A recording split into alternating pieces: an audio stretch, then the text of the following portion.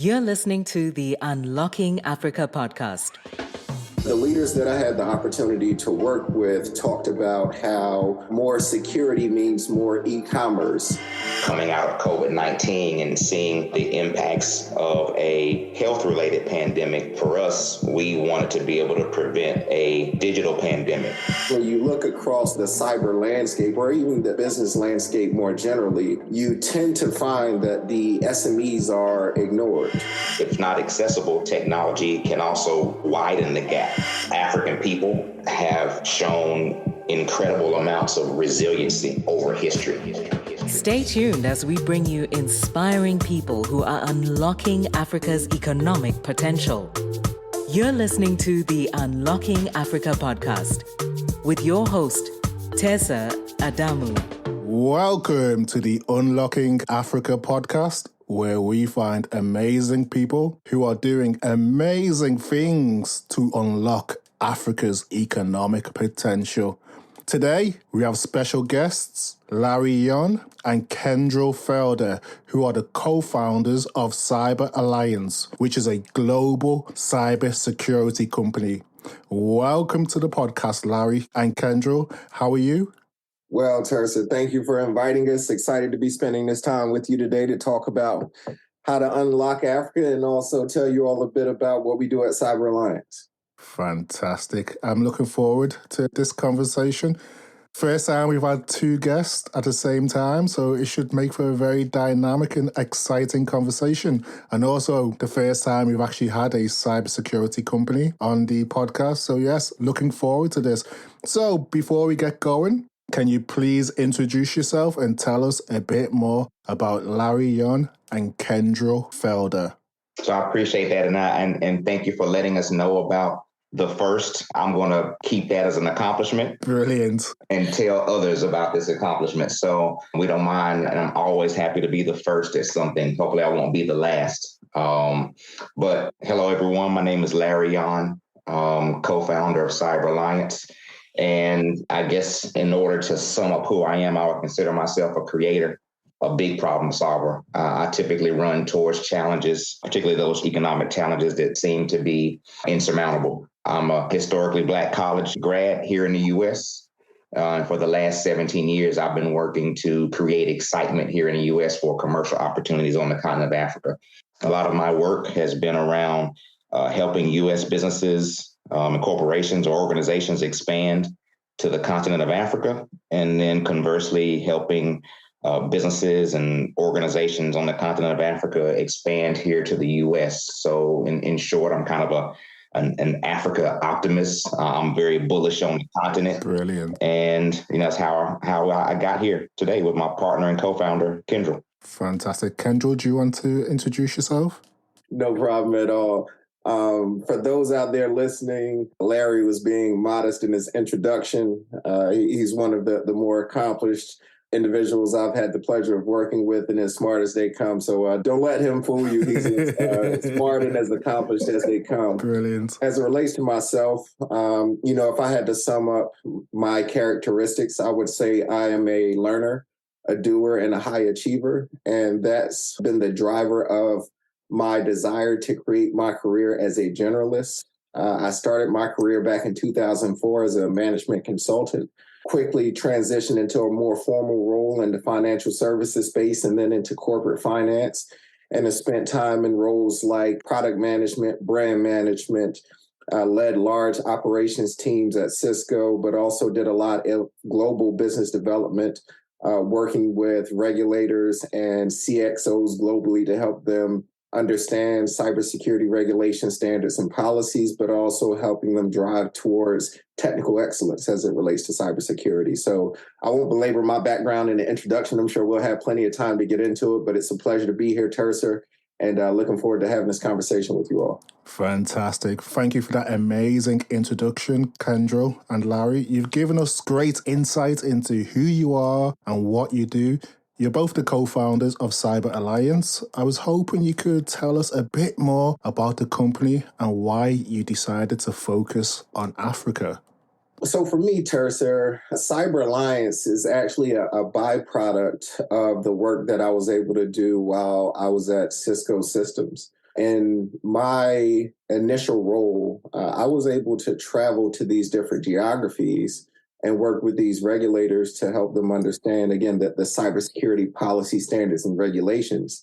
But as a result of that, I was also able to learn why governments and leaders were so keen to drive adoption of cybersecurity within their regions, markets, or countries.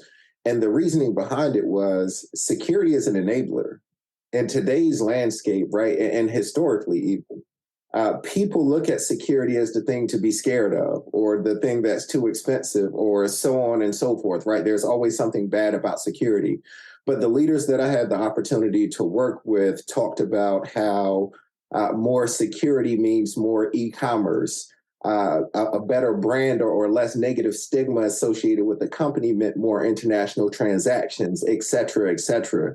There were so many benefits that they thought about when they were strategizing around cybersecurity that I thought, why aren't we doing this type of work in Africa and trying to drive similar adoption so that similar benefits could be reaped?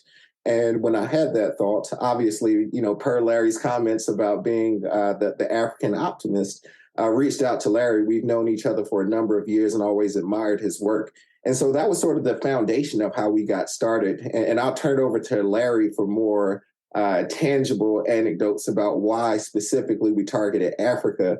But it really started with the desire to help drive the adoption of cybersecurity as the adoption and usage of technology and innovation continues to accelerate in the business landscape. So with that, I'll turn it over to Larry to give you a little more Africa specifics. But in terms of the concept of the business, that's where it all originated. Amazing. And for me, if you think about my background and experience, a lot of it being focused on growing businesses, cybersecurity. I didn't have your typical path to the industry of cybersecurity from a tech perspective. My path to the cybersecurity industry, where my passion lies within CyberAlliance, is more so focused on growth, right? And protecting growth and securing growth. And a lot of the work that I did and having conversations with Kendrall, it became quite evident that, as much as being done by small businesses and on the part of big businesses and the part of governments to be able to drive growth and drive economic opportunity, there's even a bigger opportunity to make sure that the only way to make that sustainable is to be able to secure it and to protect it. So that also played into the birth and the mission of CyberAlliance. And if you take that into consideration to your second part of your question, it's really a why not Africa? I'm not sure there's enough time in this podcast to talk about why Africa. And I think a lot of that has been really discussed and articulated for years now in terms of population size, in terms of connectivity, in terms of lack of connectivity, and in terms of the benefits that technology brings to making things accessible, making quality of life accessible, right? So I think there's a perfect synergy there for us regarding kind of why we wanted to focus on Africa.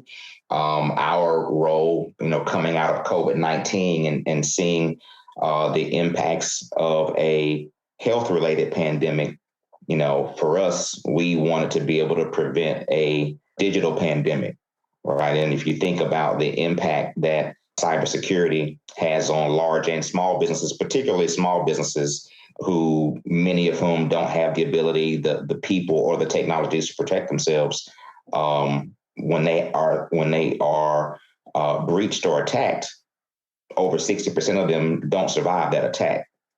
And if small businesses are really the lifeline, if you will, of economies, or the lifeline of job creation, or the lifeline of bringing innovations to market, a cybersecurity pandemic, a digital pandemic, would have dramatic impact across the continent of Africa as it's transitioning into the global economy. You mentioned there that CyberAlliance is or was a byproduct of work from a previous career, and you also mentioned something that's quite important, that security is an enabler. So as a cybersecurity company, can you tell us specifically what you do, where you add value with regards to the companies that you support?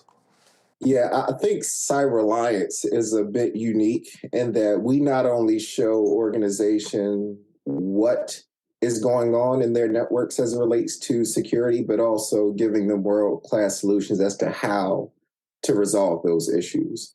And so what that means in practice is we've actually created a cyber risk assessment that is a scoring mechanism. And in addition to having that cyber risk assessment that we call the Cyber Trust Score, we have a marketplace of cybersecurity solutions that address any potential cybersecurity gaps that come out of your trust score exercise. And so our ability to, one, serve organizations, small, medium, or large, based on the results of their trust score and having customized solutions for those organizations makes us a bit unique. Because when you look across the cyber landscape, or even the business landscape more generally, you tend to find that the SMEs are ignored, right? Yeah. For several reasons, but largely they're ignored, especially on the continent of Africa. And so Larry and I see it as an opportunity to, one, drive awareness through our cyber trust score, the risk assessment, to help organizations at least understand what they don't know, right? I think one of the biggest challenges you run into is you don't know what you don't know. And so we're helping mitigate that pain point in the industry with SMEs specifically. But then also being able to serve those solutions on the back end is one of the things that we hang our hat on. And so I'll turn it over to Larry to expand, but just wanted to start with that basis. We not only help them understand the what, but the how of addressing the issues that come from the what. So Larry, I'll pass the ball to you on that. I think we live in an environment now where everyone's connected, right? Not just connected from the perspective of, being on the internet or that sort of thing, but there's an interconnectedness around problems. There's an interconnectedness around solutions, right? And technology is an equalizer, but technology in some regard. Yes. But if not accessible, technology can also, widen the gap for people as well. So for us, CyberAlliance developing the Cyber Trust Score, it really is the first African-centric cyber risk rating system. And there are a number of rating systems out there in terms of cyber risk rating, but we like to look at ours as being more contextualized to the varying different African markets in terms of the practices, how they're integrated, how the questions are asked, how the questions are weighted based on threats that might be different from market to market. And making sure that this connectedness that we have, or that we realize that we all have now, making sure that there's enough global trust to be able to maximize that connectedness and to really be able to help businesses and industries grow. If you think about Africa as a continent, right, over 83% of African countries are still kind of commodity dependent. Yes. Right. So those commodities now, those industries are, using technology to further develop themselves in order to create opportunity, to create local value chain opportunities. Right. But there's another problem that exists there. Africa is also transitioning to more knowledge intensive services as well. And if you think about what's happening in the fintech space and the ag tech space and health tech and ed tech and there's a lot of opportunities, right, for technology and how it's expanding across industries. And that global trust that allows us to really be able to connect disconnected cultures becomes very important and very unique to our model and how it's executed. Larry brought up a bunch of great points there, and I just wanted to put a statistic there to add a little color to what Larry's saying. Per the World Bank's data, in 2020, internet adoption globally on average was around 60%. And per the World Bank, the internet adoption across Africa was around 30%. Yes. And so to Larry's point, enabling that trusted connectiveness as the internet adoption on the continent of Africa just catches up with the rest of the world will be pivotal to the continent's success.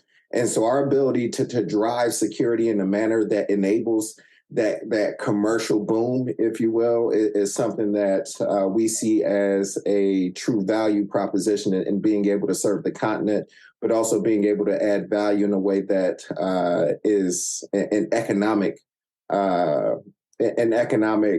what's the word I'm looking for here, driver for businesses, small, medium, and large. So you've detailed how Africa is vast, dynamic, and diverse. You also mentioned how you work with small, medium, and large companies. So I was wondering, what sectors, industries are you currently focusing on? Yeah, we're really industry agnostic. Okay. Kind of per the last point, right? We see gaps in terms of whether they're people gaps or process gaps or technology gaps across all industries and across all markets. And this just isn't on the continent of Africa. These same people, process, and technology gaps exist in the US, exist in Europe, exist in India. They exist everywhere. So for us, in terms of industries, we're industry agnostic. And in terms of geographies, I mean, even across the continent, we've already have a presence in South Africa, already have a presence in Uganda, Tanzania, Senegal, Nigeria, soon to be Zambia. So we are, through the Trust Score and through some of our channel partnerships, are expanding across the continent relatively quickly. Are you seeing significant demand for your services from any specific African countries? And is there a reason for that? Does your risk and rating score indicate what is driving that interest in specific African markets? Well, I'll continue on that. I mean, in terms of that particular question, the answer is absolutely yes, but for different reasons, right? Okay. Because the markets are completely different in terms of how they're using technology to grow their economy and are at different levels of maturity. Yes. Right. So that changes the need. Right. So whether the demand is for awareness and education to create jobs, the cybersecurity job gap is in the millions, if you think about that. Whether the need is to help governments develop, deploy, and integrate cybersecurity policies, whether the need is to help entrepreneurs grow their businesses or become exporters. Each particular market gives us a much different request in terms of the value proposition. And what's great about the Trust Score is that it takes into account who you are, where you are, what you're trying to do, and what the risks and the regulations are in that particular geography. So that really, so to answer your question, that there's a significant demand for it across Africa. It's just that demand is different from market to market. And I'll add some anecdotes there with some statistics that supports what Larry's saying. There's industry statistics that state that a large number of African countries are operating below the cyber poverty line, if you will, meaning yes, they don't have the necessary infrastructure in place to successfully conduct a cyber operation. And so to Larry's point about the regulation policy and standards piece, and being able to develop, deploy, and execute on an ongoing basis, that's really one of the key tenets of being able to drive cybersecurity adoption, because those regulations, policies, and standards establish the rules to the game, right? And until you have those rules in place, people are going to behave as they wish because there are no guidelines or parameters that keep them in certain behavioral norms, if you will, as it relates to cyber activity. And so our engagement varies, even with the Trust Score, right? The Trust Score is a singular cyber risk assessment, but its utility in different scenarios can have different application. And so to Larry's point, in some markets, where it's more of an emerging market and starting to develop these regulation standards and policies, we're using the Trust Score to help them understand from a policy standpoint, hey, most of the large scale organizations in your country don't have XYZ policies. They don't have these technologies. Here's the skills gaps. And then sort of backing into the appropriate solutions in those emerging markets. In the more developed markets, what we see where they're already having economic booms is them trying to refine what those regulation standards and policies look like, but also how to enforce and measure the behavior around them in the marketplace, right? Because it's one thing to say, hey, here's the new policy or here's the new regulation. But if you don't have the proper controls and mechanisms in place to actually enforce that regulation is going to be followed, then there's no need in even having a regulation. And so again, going back to that trust score piece, being able to ask those specific questions as it relates to that regulation or policy or standard is our means of being able to help those regulators in developed countries say, hey, actually, this sector is really good with their firewall configuration, or they all have excellent remote working or bring your own device policies, things of that nature. Just being really specific about how the controls that have been deployed are actually being executed. And so the consumption of our trust score and overall solutions vary by market. But the positive thing that we've seen, and as we've talked to already, is that the solutions within our portfolio can help the organizations we work with, regardless of their place along that spectrum. So you detailed some of the nuances of cybersecurity and the varying needs of your service across different African markets. You're both currently based in the United States. When doing business in Africa, local knowledge is key. How have you gone about gaining this local knowledge and also building your network in Africa? Even though we live in the United States, we don't go to sleep. So we're up on African hours. But in all seriousness, collaboration is fundamental to our company's DNA. It's the only way we're able to work in markets on the continent and understand the unique nuances, the unique opportunities, the unique challenges in the marketplace. So our model in terms of our African engagement is heavily dependent on our partnerships. What we've developed is channel partners, our channel partner program, and we also developed what we call an alliance partner program. Our channel partner program is where we're working with local businesses, cybersecurity providers, et cetera, on the continent that really understand their market, that already have a business model, that already have a go-to-market strategy, that already understand the nuances and the unique opportunities and challenges within that market. And they're really just working with CyberAlliance to be able to expand their product portfolio to their current customer base. And then with our alliance partners, those are organizations, industry associations, they kind of have an economic development mandate and have memberships where they really care about the growth of their members, their member businesses. And we use those alliance partnerships to be able to engage in different environments across the continent and create those organizational partnerships to be able to deploy and understand what the challenges are and how to close the people, process, or technology gaps within specific industries across the continent. And that's kind of how we get our in-country visibility. Yes. And it's how we can quickly be able to scale and understand and really be able to contextualize what the problems are in respective markets and respective industries. Brilliant. So you detailed how collaboration and partnership is key to what you do. So, in a globally integrated market, robust and resilient cybersecurity is crucial. So what are some of the challenges that you face when trying to create strategies and also implementing strategies that accelerate cybersecurity in Africa? Oh, man. Do we need a whole day for this? Or we definitely need some time. But, on a more positive note, I would call them opportunities, right? Okay. Because they aren't things that can't be addressed.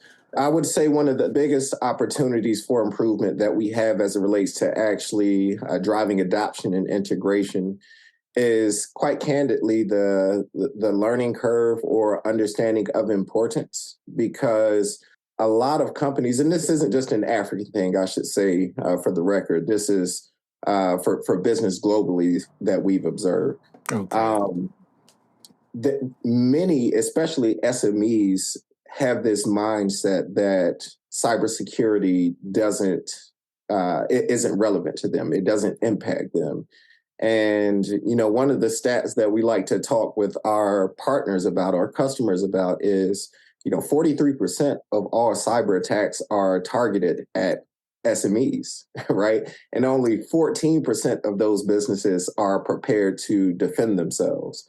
And the reason why that 43, or one of the reasons why that 43% number is so high, is the reason I just alluded to, because the hackers or the actors understand that SMEs don't make security a focus. They don't understand the value of it, and therefore don't take action towards it. And so, if we drew a parallel to the path to purchase, bringing out marketing terms, or path to advocacy, the first step in that spectrum is awareness, right? You can't consume a product if you aren't aware of it. And then the second step after you're aware is driving education around it. And then after that, trial, and then actual usage, and then you become an advocate, right? And so a lot of the work that we do with SMEs, both here in the US and in Africa, is around that awareness and education phase. But once that education starts, there's typically a light that goes off that then enables a more seamless cybersecurity adoption process. But there is some work to be done on that front end in terms of making them aware of the challenges, aware of the pitfalls and potential impact to their business, and then driving the education around, via the trust score, how they can adequately protect themselves to be able to continue to enable their business and the growth that they plan for. So those are some of the thoughts I have around the opportunities to improve cyber enablement or cyber adoption across Africa and the US. But I'm sure Larry has a couple of thoughts there as well. I mean, again, the question is so big. I'm trying to figure out, what's the best of the 20, which one do I want to mention, right? But I think, again, to also follow something that Kendrall said, this isn't just an African problem. This is a global problem. And it's something that we see across the board.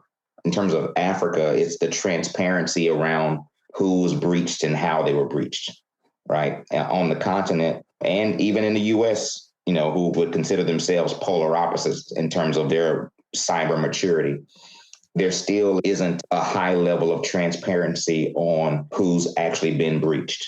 And because there isn't that level of transparency there are still businesses, particularly small businesses, that don't really see it as an urgent risk. They see it as a risk because everyone's talking about it, but because it hasn't happened to them yet, they don't see it as something or discipline that they need to invest in right now, right? Similarly to, small businesses, bootstrapping and overlooking, accounting services, or bootstrapping and overlooking or underestimating legal services. Cybersecurity is also one of those disciplines where small businesses cut corners because they haven't felt that problem yet. Right. And there aren't enough specific stories out there where people are telling that they've been breached before to make them feel like it's something that can touch them. Right. But if you think about that as a challenge for us, and what Kendrall mentioned before, it's that learning piece and making it relatable in a way, cybersecurity relatable in a way that you are creating a certain level of attention and urgency to making sure that, you're protecting yourself before something technically actually happens. So that is a challenge that we have to face in terms of transparency, because big businesses requirements and the board requirements, et cetera, are different. So they see cyber risk in a little bit different way in terms of the urgency and the need to make sure that they have certain things in place, right? They are regulated differently. And that oversight on them is much, much different. But what you're finding is, it's happening in the US, it's happening in other kind of more cyber mature markets. And what we expect to be able to be, that's going to be mirrored across the continent, is the transparency and reporting requirements from companies and businesses is going to trickle down also to small businesses as well on the continent, because big businesses are realizing that some of their vulnerabilities are tied to their supply chain and their connection to small businesses or their connection to people working from home. So that's a major, major challenge that we are working to fight, and it takes some work. Indeed. So you've detailed the challenges or opportunities that present themselves when implementing strategies that accelerate cybersecurity in Africa. It's quite clear that cybersecurity remains, I guess, a challenge globally and in Africa. So I was hoping that we could focus on what efforts can be made to improve awareness of cybersecurity in Africa. I like to make a joke when I do things like this and say I'm the shameless CEO, but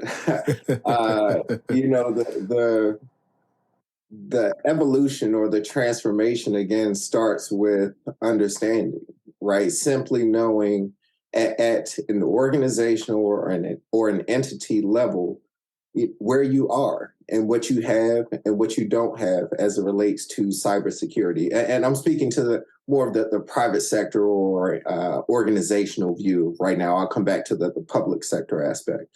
But understanding where you are, I think, is one of the core tenets of being able to drive this transformation, because then you're able to almost triage the gaps that you have. Some gaps are more important than others, i.e., if you don't have X, Y, or Z policy, but then you also don't have a firewall, you probably should focus on getting the firewall before you focus on the policies, right?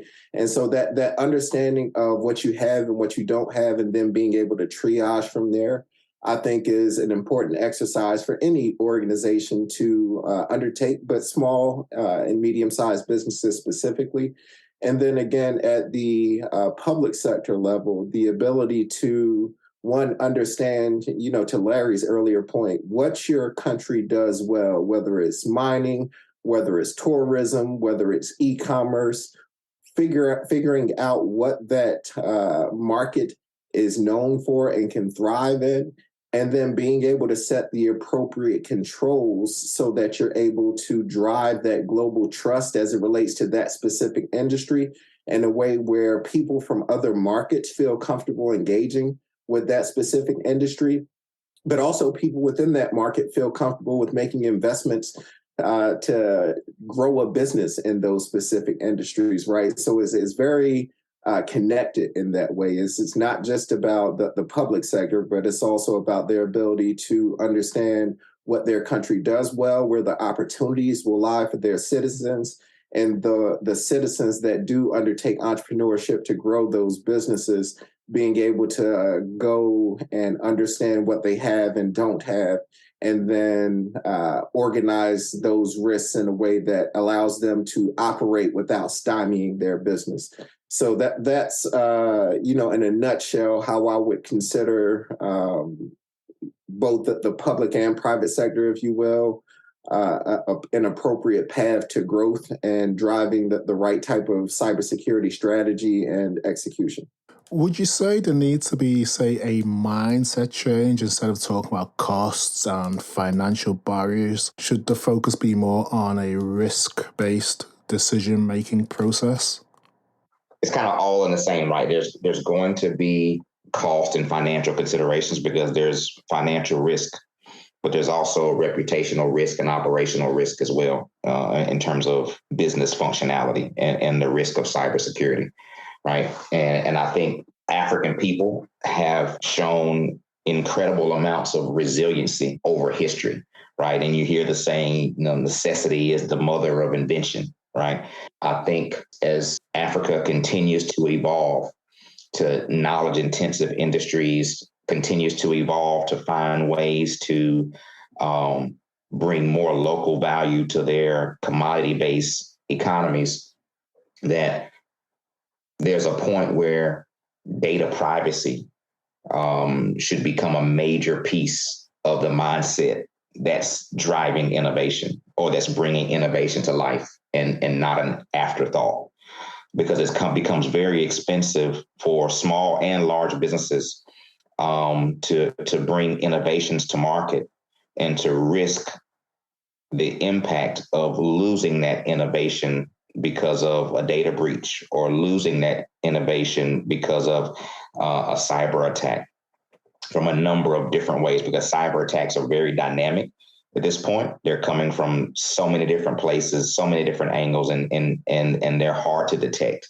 So that mindset change that you are alluding to around data privacy, that mindset change around seeing cybersecurity is not just a means of protecting your most valuable assets, but that mindset shift to cybersecurity being a means of growing your most precious assets becomes very key too. And that's the other piece about, I'll take Kendrall's kind of shameless CEO, president piece rather, in terms of the cyber trust score. Yes, it can be used to protect your assets, but it also can be used to market yourself as a differentiator in your marketplace and to create global trust where you can, build your products, use cybersecurity to build and technology to build products faster, get them to market faster, reach more customers with bigger geographic scale. But it can also be used to sell more products based on that global trust. I'll add a couple, and I agree with everything Larry just said in terms of the mindset shift. And I'll add to that with a slightly different twist. I think the mindset shift also, right, in addition to what he said, needs to be more around the concept of cybersecurity being a core function within your business operation, right? When you think about finance, that many growing organizations don't argue with the fact that they need an accounting software, or the fact that they need customer relationship management software, or Workday from an HR standpoint and hiring and onboarding individuals, or Microsoft Office for the ability to produce content and collateral, right? I think there needs to be a mindset shift that cybersecurity needs to be the foundation of those operations to ensure all of those things can continue to happen. And so completely agree with the notion of the mindset around switching the thought from just a cost to being an enabler as well. But it also needs to go from cybersecurity being something that's tangential and a nice to have to something that's a part of the core business operations. Fantastic, thank you. Earlier in the conversation, you mentioned the risks and considerations from the public and private sector. We've seen some progress made in African countries such as Kenya to fight piracy, protect content and intellectual property by implementing new anti-piracy legislation. From your perspective, what is the significance of something like that, and what else can be done by African governments? I think one of the key things for public sectors globally, right? Again, we speak through the lens of Africa because that's where Larry and I have focused a lot of our time. Yes. But it's definitely a global issue.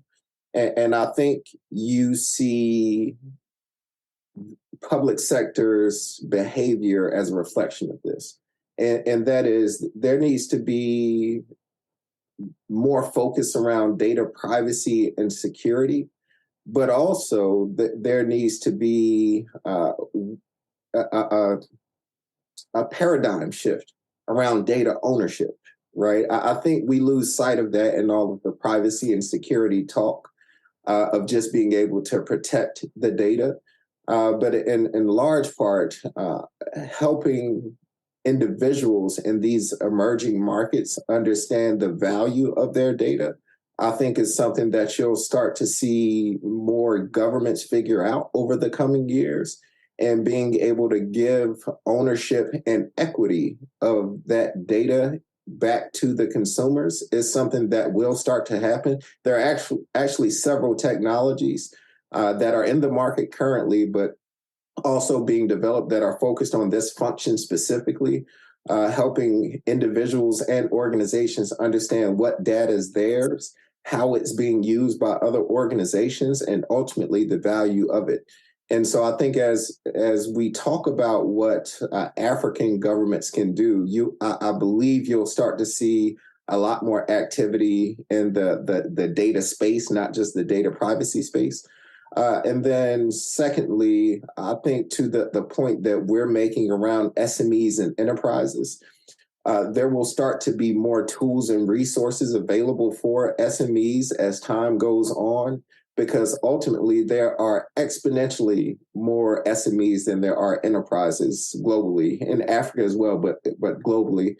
And many of the opportunities that are extended from enterprises are ultimately won by SMEs. And so the ability for these businesses, small businesses that are growing on the continent, to secure themselves and make themselves more marketable to be able to capture the enterprise opportunities, I think is going to be a shift that continues to accelerate upwards on the continent of Africa, simply because public sectors are going to start putting more policies and controls around SME security and driving comfort at the enterprise level to be able to pull those SMEs into their supply chain. So in terms of the things that we'll start to see at the public sector and government level, those are a couple examples that I can think of. I'll also add to that, right? I think that's somewhat of an elephant in the room, right? When you start talking about government, because I think government in many cases sometimes sees cybersecurity as a means to protect government first, right? And understandably in certain regard, right? Being having utilities breached, having governments breached, is a health risk, right? It's not necessarily a financial risk from that perspective. Well, in addition to a financial risk, it's a health risk and other types of risk to people within their communities. But I think as governments really start to look at their cyber policies and the development of cyber policies, there should be more of a collaboration with the private sector to find those policies that actually support the growth, particularly in their particular markets. So government and the private sector actually working together to enable growth, and not necessarily having relationships of financially beneficial enforcement, right? So I think government seeing itself, truly as an enabler, and not just a policymaker or overseer in that regard. Yes, I agree. Earlier, you mentioned the increased internet adoption rates across the continent. But, however, connection is meaningless without security or safety. What are some of the major or recent cyber attacks or vulnerabilities that you've seen across Africa? And from your estimate, what would you say is the economic impact that has on the continent? I think that kind of touches on one of our earlier points as well. COVID-19 really sped up the need for connectivity, whether it's people working from home, etc. Right. But when you think about that and that increased connectivity, you're thinking about people with Apple Watches and people with laptops and people with, home systems that are connected to the internet, et cetera. And then people are working from home, or entrepreneurs are working from home, or people in government or for large enterprises are doing remote work, or even in the airport and trying to squeeze in that last 30 minutes of time before a flight to We've all been there. Right. So there's so many, the attack surface has exponentially grown over the last 5 years or so. Right. And because of that, the opportunity for attackers is creating an industry of attackers, cyber attackers globally. So I think that aspect and that connection to GDP, the continent's GDP, becomes extremely important, right? Into one of my earlier points about most of the countries across the continent still being, commodity based, commodity driven. as the continent looks to build other economies and build other industries to have a more of a balance and to have more widespread opportunity, even to the rural markets across the continent, technology becomes an enabler for GDP. Interesting. I've not actually ever thought about it that way, but yeah, very true. You know, when we talk about recent attacks, one of the reasons why we feel so strongly about the trust score is a large percentage of the breaches that happen are based around a lack of cyber hygiene, right? It's the simple things that people don't do that end up costing organizations a lot of money. And whether that's storing passwords in clear text or sharing credentials or not having appropriate configuration on your firewall or not patching your software appropriately. These are all very manageable and doable things, yet I would say a large portion of the breaches that happen are specific to those actions, right? Whether it's patching or configuration, et cetera. And so our ability to help drive better cyber hygiene, I think, is one of the ultimate benefits of the trust score and being able to avoid some of those avoidable situations. And I think the ultimate impact was a little over $3 billion in 2021 from a cybersecurity impact standpoint. And by doing the simple things, I'm not saying, we're going to completely alleviate that X billion dollar impact, but it'll certainly decrease it. And so I just wanted to throw out there that cyber hygiene is actually one of the easiest ways to mitigate the breaches that happen across the continent and globally. And by using the cyber trust score, again, you'll get that understanding of what you have and what you don't have to be able to drive reasonable hygiene to avoid those big costs. Fantastic. Thank you for that. You mentioned how COVID and people working remotely increased chances of cyber attacks and the economic impact of that. Would it be possible to explain, just for people who don't fully understand, the link between, say, cybersecurity and economic development? Well, I think if you think about some of the markets across the continent that have received almost exponential attention investment from the investment community, right? And you think about the fintech space, for example, and all of the simply amazing things that have been happening on the continent from a fintech perspective and the investments, the global investments that have occurred across the continent, right? And those fintechs are becoming bigger businesses. They're becoming global businesses. They're creating jobs. They are enabling trade and exporting. And globally, we know that businesses who trade and businesses who export inherently are bigger, right?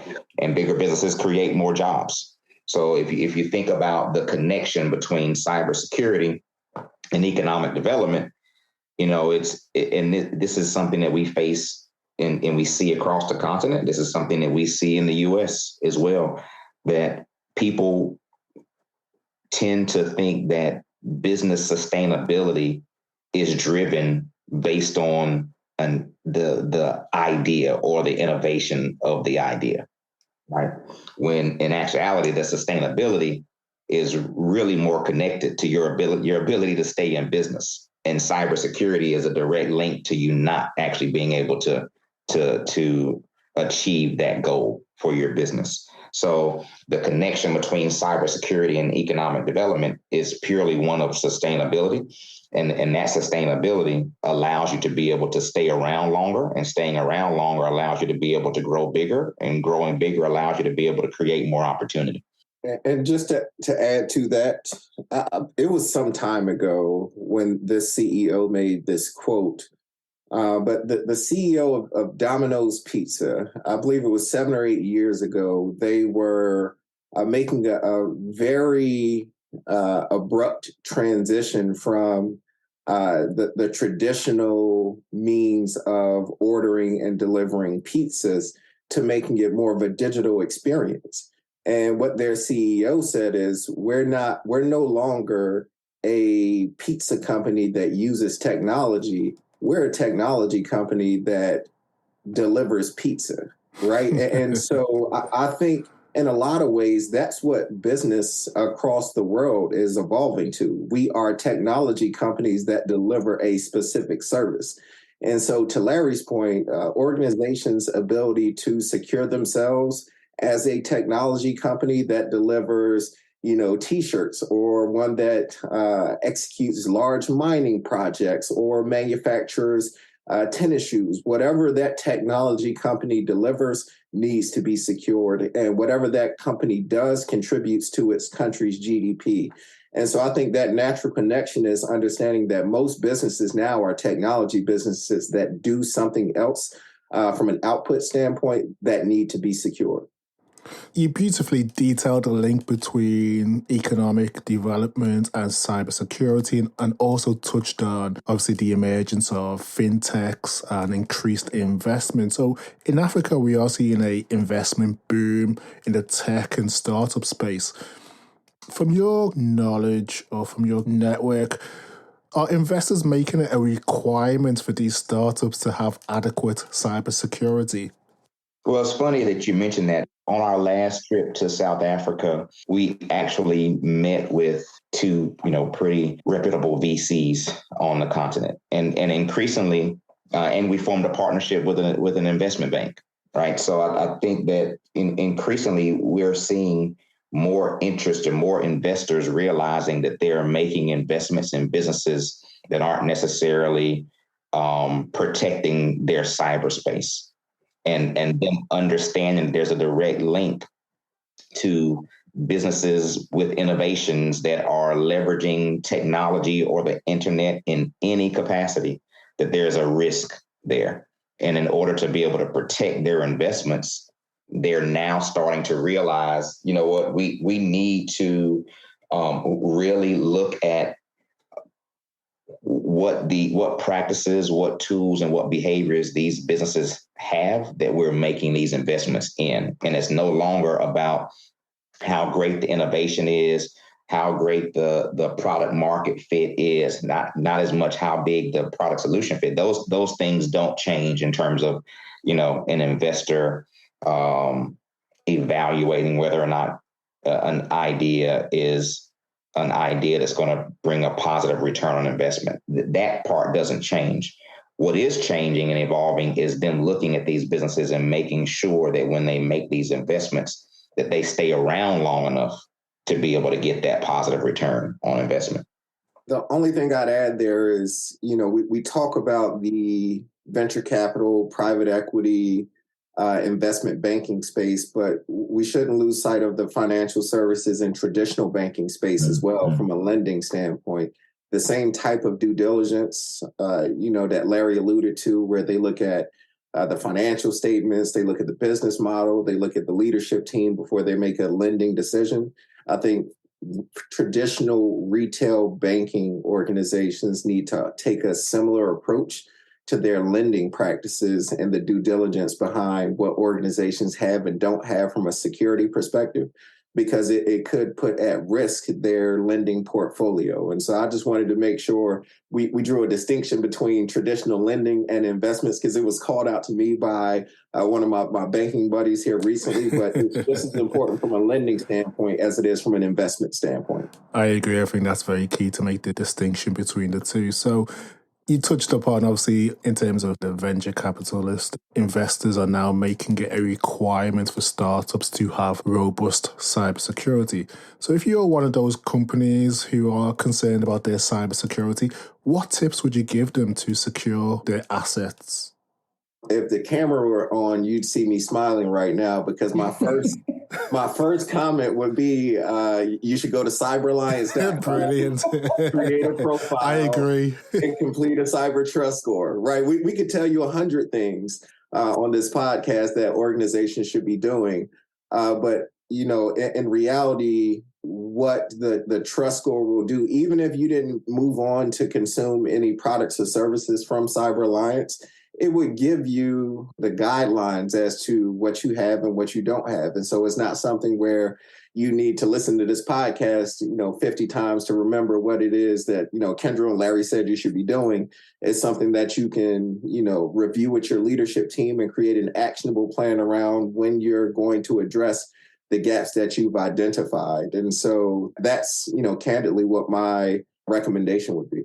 And I'd only add to that is in terms of identifying those gaps for the small business or the enterprise or the government agency, what also becomes very important in terms of the awareness of knowing that you have gaps is being able to determine which of those gaps, what level of priority they are, based on your business and based on on what you consider risk. Understanding which of those gaps are high priority, medium priority, low priority, right?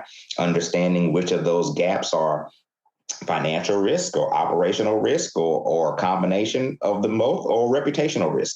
I think large businesses, have the ability to avoid some level of reputational risk associated with a cyber attack. My family, my wife and my kids, if Amazon has a breach tomorrow, we're probably still going to make a purchase within the next week, right? But a small business that we're doing business with has a cyber breach, and that might be a nail, so to speak, in the coffin of doing business with that small business, right? Many small businesses don't have the ability to survive a reputational risk. And we've had across the continent, when we've done the trust score across the continent, come across small businesses that have had ransomware or had cyber breaches that just paid the ransom. And so where they might have lost, operational time for a little bit, or they, didn't tell anybody that they were breached and they kind of dodged a reputational risk, it becomes one of those things. It becomes a challenge that if you're breached and the requirements around being transparent with being breached changes. And as it changes, the game completely changes for the small business and their risk. So we definitely recommend businesses being proactive and just getting started, right? Just starting the process and starting their journey, because they're never going to be at a place where they are completely safe, but they want to know what their game plan is in the event that they are actually breached. Fantastic, thank you. So you mentioned the cyber risk rating system that you have on your website. It is a very innovative piece of technology, data that is specific for the African market. So if you look at innovation, technology within Africa, what trends in Africa's cybersecurity space are you guys currently excited about? I think in terms of the cybersecurity space, Africa's cybersecurity space, what we're most excited about are, with awareness, there comes the identification of the people gap, not so much just the process and the technology gap, but there becomes awareness on the people gap, whether those are people that are currently employed and need additional skills to be able to do their job better, or there's an opportunity for people who are unemployed to be able to get skills or acquire skills that will make them job ready. I think that's something that we are extremely, extremely excited, a trend that we're extremely excited about. If you think about the comparison to, say, India and what it was able to do in the technology space and how many jobs it was able to create and fill based on them seeing an opportunity, seeing a need, and then bringing skill sets to the table to be able to acquire those jobs. We see that same opportunity on the continent of Africa. And there has been a lot of, adoption and interest of engaging the continent of Africa for talent in the development space, in the developer space. But we see a trend that's going to happen across the continent in the data privacy space, in the data analytics space, et cetera, that we think is a great, great opportunity to be able to close the unemployment gap across the continent. I'll expand on the last piece that Larry just brought up in terms of the data privacy and data security piece. when, data privacy is such a buzz term these days. Everybody's talking about data privacy and GDPR and CCPA and the POPI Act in South Africa, Nigeria data protection regulation. Like everybody's talking about data protection, data privacy. And what most people don't realize is, in a lot of ways, data privacy is saying cybersecurity in a different way, because the data is a byproduct of the underlying layers of technology, right? Because if you think about it practically, data is typically generated by some type of endpoint. And so whether that's a server or, a cell phone or a laptop or whatever it may be, that data is coming from that device. And that device is operating on a network. And you using that device is typically associated with some type of identity, right? And so then you bring identity and access management into play. And then you think about the reality of you're typically accessing some type of application on that device that's on that network using that identity. And so our ability to work across all these respective layers to drive cybersecurity that ultimately enables that data privacy and that data protection that's going around the industry so much now is something that we're very excited, because governments are keen to drive data privacy and protection, but it gives us an opportunity to highlight the fact that those other areas need to be secured in order to effectively enable these privacy and protection regulations that they're driving.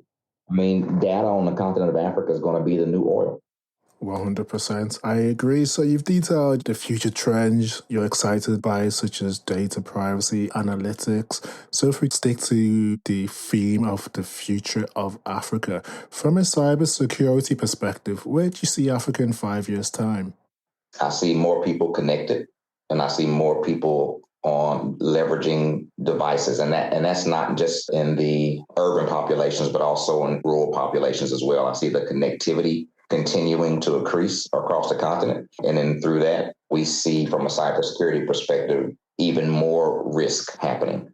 We expect to see more people coming into the middle class because of that, because of the access to jobs, because of the access to the internet. We see more formal businesses becoming formal businesses. We see more micro enterprises becoming small businesses, and more small businesses become medium-sized businesses, and more medium-sized businesses becoming large enterprises. And from that, you will see the presence of even more cyber attackers focusing on Africa as a target geography. I think many cyber attackers have a lot of meat attacking businesses in the US, a lot of meat attacking businesses in Europe, et cetera, et cetera. And what you expect in the next 5 years, that Africa is going to increasingly become a major target for cyber attackers.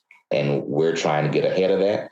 We're trying to prevent Africa from being a part of a digital pandemic that impacts it more harshly than it's going to impact other markets. To that point, right, and even extending the period that was referenced, Larry's spot on in terms of the next 5 years, because so many businesses will continue to evolve from a technology standpoint.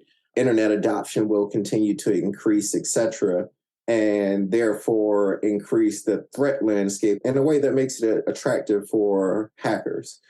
However, on the flip side of that, I would say one of the things that we're excited about, as Larry pointed out, we have an opportunity to help these businesses that in the next 5 years become more digitized, begin to protect themselves, because they're starting, right? I think one of the problems you have in more advanced markets as it relates to digitization, like the US or France or certain markets in Europe, is that there's so much technical debt already accumulated. It's hard for them to go back and completely integrate cybersecurity. But as these companies make the evolution that Larry alluded to, going from small to medium or medium to large or micro to small, as they make these advances, we're catching them at such an early phase in their development that we're able to more effectively help them implement security and work with the public sectors in these markets to help establish those rules of the game, so that these organizations to even know what the rules are in the markets where they operate. And so, the next 5 years will be interesting because so much digitization will happen. But the next 5 years after that, I think will be very interesting to observe, because the countries that take cybersecurity serious now will prosper in that 5 to 10 year period. And those that don't will become targets, as Larry said. So that the old proverb says the best time to plant a tree was 20 years ago, and the second best time is now. And so I think there's an opportunity for countries and organizations on the continent looking to continue to grow digitally to adopt and start to integrate cybersecurity now, and they'll reap the benefits of it over the next 5 to 10 years. Fantastic. Thank you. You've given us a very comprehensive, detailed, and I guess vivid image of where you see Africa in 5 years' time. So if we look closer to home, where do you see yourself and CyberAlliance in 5 years' time? I think for CyberAlliance, considering all that we've mentioned today and considering the value of our channel partners and alliance partners on the continent, we see CyberAlliance in 5 years' time having one of the largest marketplaces of products and services that are contextualized to African markets, to African industries, contextualized to the specific cyber attacks that are happening in specific geographies. And we see this marketplace really democratizing the access and the affordability to cybersecurity products, cybersecurity solutions across the continent. And we see CyberAlliance as playing a key role in being able to do that. We see CyberAlliance as being a key role in that collaborative relationship between the public sector and the private sector. And we see ourselves as being able to continuously, from 5 years' time of understanding and digging into certain industries and understanding how regulations have an impact, positive or negative, on the survival and the sustainability and the growth and the investment opportunity of businesses across the continent. We see CyberAlliance playing a major role in really being a resource for even more investment in businesses across the continent. So we see ourselves, I wouldn't say we see ourselves as being busier, but we see ourselves as creating an ecosystem of talent on the continent that's making and democratizing and bringing economies of scale, if you will, to making it more affordable for businesses and organizations and enterprises and governments across the continent to be able to have access to world-class cybersecurity solutions and products. I'll add one line to that, because I agree with everything Larry said. We're in the middle of the fourth industrial revolution, or we just began the fourth industrial revolution. CyberAlliance in 5 years will be the trusted security platform of the fourth industrial revolution on the continent of Africa. So I'll put a bow around everything Larry said with that statement. Amazing. I'm very confident that you guys will achieve big things, and even more so. I'm looking forward to keeping in contact and seeing how things develop and how you guys progress in terms of who you're working with and your influence when it comes to Africa's cybersecurity or just digital space. Quote of the week. As people, we often have quotes, mantras, proverbs, or even affirmations that keep us going when times are good or when times are challenging. Do you have one that you can share with us today? Sure. Kendrall's probably got one. I'll throw one out there. Because I think in large part, what we're doing with our work is working to change the narrative about the continent of Africa. Whether we're talking about the innovation that exists on the continent of Africa, whether we're talking about the talent that's available on the continent of Africa, our work at CyberAlliance is an effort to change the narrative. And I always like the quote that says, until the lion tells the story, the hunter will always be glorified. I think in our scenario, what we're doing is allowing the lion to be able to tell its own story. Brilliant. Thank you for sharing that. It's a quote I love as well. And my quote is funny because I actually just posted about this here recently. Someone once said, you don't have to be great to start, but to be great, you have to start, right? And so that's saying you don't have to be a security expert to start your journey of cybersecurity. But in order to become secure, you have to begin the journey, because you won't have the proper controls in place to secure the assets you've worked so hard to develop. So understanding that, again, you don't have to be great to start, but to be great, you have to start. Yes, I do like that quote. I think, is it Les Brown? I've heard several people, so that's why I didn't throw out a name. I do like a Les Brown YouTube video every now and again just to get me motivated. Yeah. And I think I heard that through Les Brown, but no, it's a fantastic one. Thank you for sharing it. No problem. Unfortunately, we're coming to the end. It's been a fantastic conversation, but before we finish, do you have any closing remarks, final calls to action for people who are interested in cybersecurity in Africa, or people who just might want to get in contact with you at some point? Definitely go to our website, www.cyber-alliance.com, and fill out a trust score. I think what people have to remember is that our attackers are better at attacking than businesses and governments are at defending themselves. So, make sure that you don't fall peril to the digital pandemic that's coming. And I'll couple that with, for all of the security firms in the marketplace, we are complementary, not competitive, right? Our marketplace is structured such that we're able to pair or match the best security solution for the firm that's completing the cyber trust score. And so our ability to connect those dots in that manner is one of our unique propositions. And we want organizations to understand that we're here to help drive industry growth as well as serve the organizations that we work with. So we're complementary, not competitive.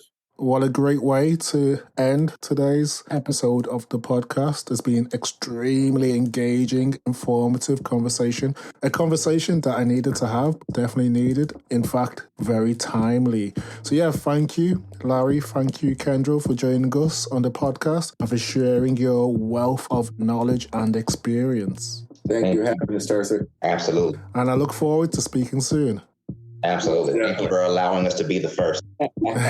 Brilliant. Take care. Enjoy the rest of your week. Yeah, likewise. Bye-bye. Thank you. Thank you to everyone who has listened and stayed tuned to the podcast. If you've enjoyed this episode, please subscribe, share, or tell a friend about it. You can also rate, review us in Apple Podcasts or wherever you download your podcast. Thank you, and see you next week with the Unlocking Africa podcast.